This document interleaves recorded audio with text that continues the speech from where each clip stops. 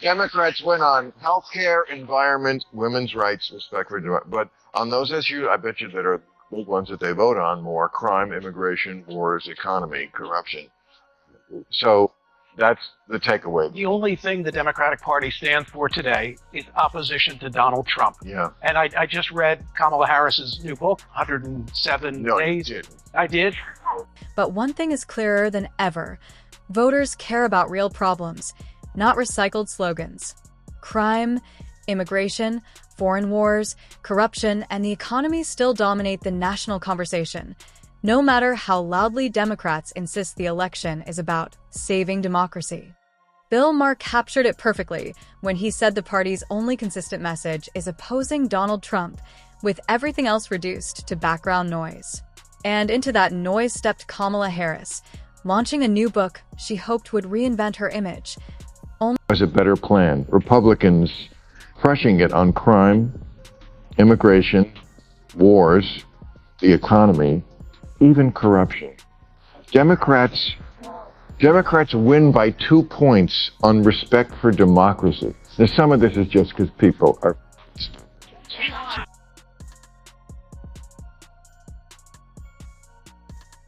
Harris's new memoir, 107 Days, pretends to be an autobiography, but reads more like a meticulously crafted excuse manual.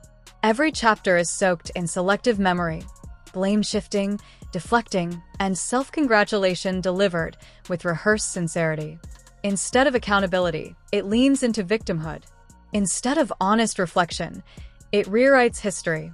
Harris constructs a universe where she's the misunderstood hero who simply didn't have enough time, conveniently ignoring the billion-dollar backing, media cheerleading, and massive voter base already behind her.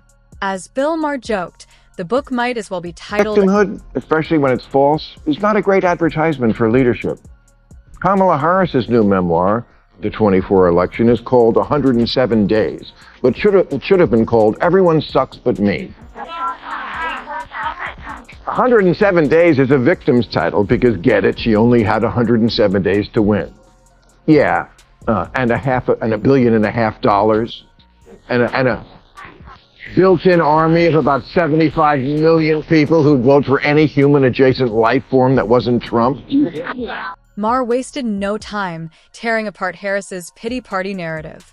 He mocked the 107 days excuse by listing everything she actually had: unlimited funding, non-stop media protection, and roughly 75 million voters ready to support any Democrat who wasn't Donald Trump. Pretending time was her biggest obstacle wasn't tragic, it was comedy. Maher said out loud what millions were already thinking. Kamala had every advantage imaginable and still managed one of the most spectacular political faceplants in modern history. Nothing is ever Kamala's fault. Biden lets her down by not stepping down sooner. Pouty face emoji. Gavin Newsom, he was asked for his endorsement, but texted, "Hiking, we'll call back." But then never did. And then he didn't even ask her to prom. America itself lets Kamala down by not being ready for the running mate she really wanted, Pete Buttigieg. So she's stuck with the Home Depot paint salesman. And the rest is herstory. Poor Kamala. We made her the star of a rom-com and didn't even give her a gay best friend. The deeper Kamala's book goes, the more absurd the blame shifting becomes. Biden didn't step aside fast enough. Gavin Newsom didn't endorse her soon enough. America wasn't ready for her. Pete Buttigieg wasn't the running mate she wanted. The list goes on with almost impressive creativity. In Harris's universe, every setback is someone else's fault, and accountability might as well be a foreign language. Maher compared the memoir to a chaotic political telenovela, dramatic, petty, exaggerated, but never honest. Madam President off cupcakes before handing them out. Oh, geez, that's like a scene from Bridget Jones Runs for President. Then came one of the book's most unintentionally hilarious moments, the cupcake story. Harris recounts how, on election night, an aide quietly peeled "Madam President" stickers off celebratory cupcakes once it became clear she had lost. In her retelling, it becomes a tragic symbol of betrayal. In reality, it was basic damage control.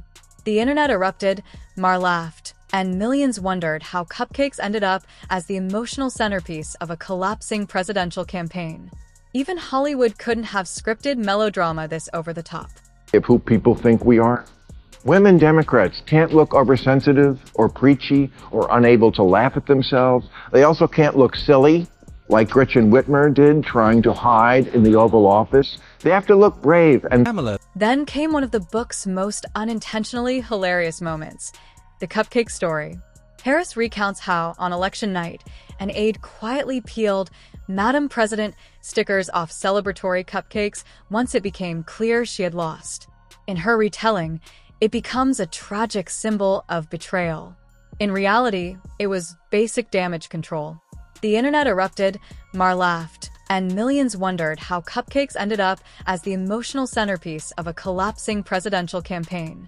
Even Hollywood couldn't have scripted melodrama this over the top. woman party, that all the guys were speaking out for Jimmy Kimmel when Trump went after him, except on the woman show, where for 5 days the outspoken hosts were suddenly as quiet as a geisha. The case. These are the same women who preach courage, yet froze the moment speaking up became risky. Maher's critique cut deep. Their bravery isn't real. It's a performance, scheduled only when it's safe. No one silences us. No one had to. You silenced yourself. Whoopi Goldberg continued, did you all really think we weren't going to talk about Jimmy Kimmel? No, I thought you would, but then you didn't.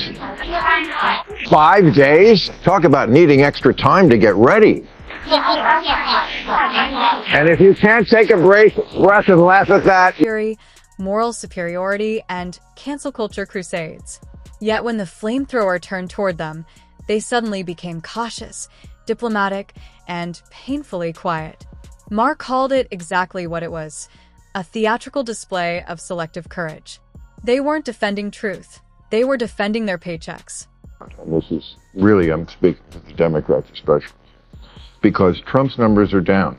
They're down with Latinos, they're down with blacks, they're down 15 points with whites. And when whites say, you're not hip anymore, and yet, in the other poll, on issues, Trump's still winning. So this is your big opportunity, Democrat. He's down in the numbers, and you still can't score. Meanwhile, new national polls reveal a deeper divide. Trump's popularity may ebb and flow, but he still dominates the issues that matter most to voters: the economy, immigration, crime, foreign conflicts, and corruption. These are the factors that decide elections, not hashtags about saving democracy. Maher put it bluntly: Democrats have been handed a golden opportunity, yet they remain disorganized, leaderless, and internally fractured. It's a political tragedy unfolding in slow motion. 2 points on respect for democracy. Democrats win on healthcare, environment, women's rights, respect for democracy. But on those issues, I bet you that are the big ones that they vote on more: crime. New national polls show a widening divide. Trump's popularity may fluctuate, but he continues to dominate the issues voters actually care about: the economy, immigration, crime, foreign conflicts, and corruption. Elections are decided by these realities, not by hashtags about saving democracy. Maher summed it up bluntly: Democrats have been given a golden opportunity, yet remain Environment, women's rights, respect for democracy. But on those issues, I bet you that are the big ones that they vote on more: crime, immigration, wars, economy, corruption. So that's the takeaway. The only thing the Democratic Party stands for today is opposition to Donald Trump. Yeah. And I just read Kamala Harris's new book, 107 No, Days. you didn't. I did. I'll say a lot of lies on this show, but Then Maher hit the heart of the matter. The more voters got to know Kamala Harris, the less they connected with her. Her campaign felt choreographed, artificial, and painfully overproduced. Every staged laugh, every scripted speech, every awkward attempt at relatability revealed how uncomfortable she was in her own political skin. Americans aren't looking for a performer. They're looking for a leader. And no amount of Hollywood lighting could make Kamala's message feel authentic. Sure, there wasn't any, and she's just indicative of the party at large. And by the way, that's one of the reasons she lost. She's rewriting history in the book, too. She's now against men and women's sports. Like, come on. Like, they tried to dismantle Title IX against women when she was vice president. Right. I mean, that's just one of many examples. She could have had 701 days and would have still lost that race. But you're right. The data says it's cost of living, it's inflation, it's immigration, illegal immigration, all those things. Everything else is at the bottom. And by the way, it's not law and order crime. 107 days, way too many for anybody, but including her. But the more they got to know her, the less they liked her. I've said this many times on this show. In the end, Maher's take-home of Kamala Harris and the Democratic establishment wasn't cruel. It was accurate. He exposed a party trapped in denial, addicted to blaming Trump for every failure, and incapable of presenting a vision for the future. Instead of offering solutions, they offer memoirs of excuses. Instead of building leaders, they build narratives. Maher simply said what millions already believe. The Democrats aren't losing because of Trump. They're losing because they've forgotten how to.